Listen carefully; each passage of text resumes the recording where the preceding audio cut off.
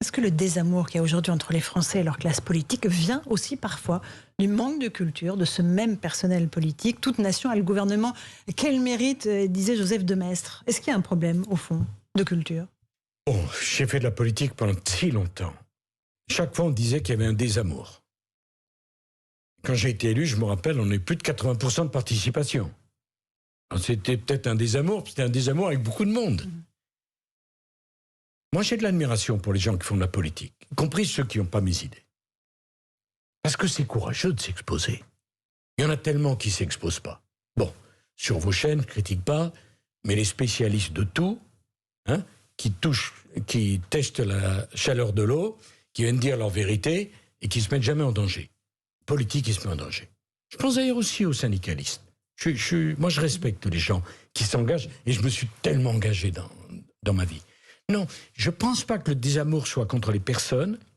Je pense que la pression d'une pensée unique est telle qu'il a fini par vider le débat de ce qui était vraiment fondamental et essentiel. Et quand il n'y a plus rien à débattre, ça laisse de la place à tous ceux dont l'excès sert d'argumentation. Est-ce que vous pensez à Éric Zemmour en disant ça?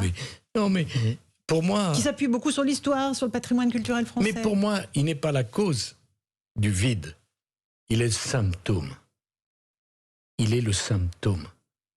Si les responsables politiques apportent vraiment sur la table du débat des idées fortes sur des sujets qu'on ne peut plus éviter.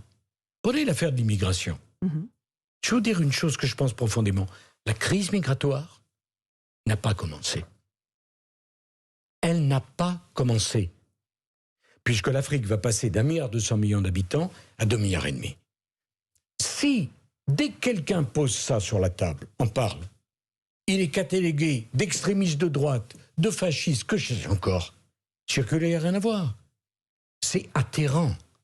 C'est parce qu'on affronte les problèmes. C'est parce qu'on en parle. C'est parce qu'on en discute. Moi-même, j'ai fait beaucoup d'erreurs, sans doute dans ma vie.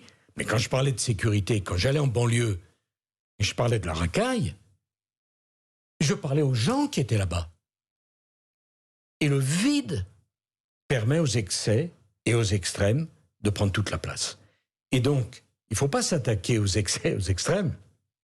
Il faut s'attaquer pour redonner du contenu à ceux qui ne sont ni dans l'excès ni dans les extrêmes.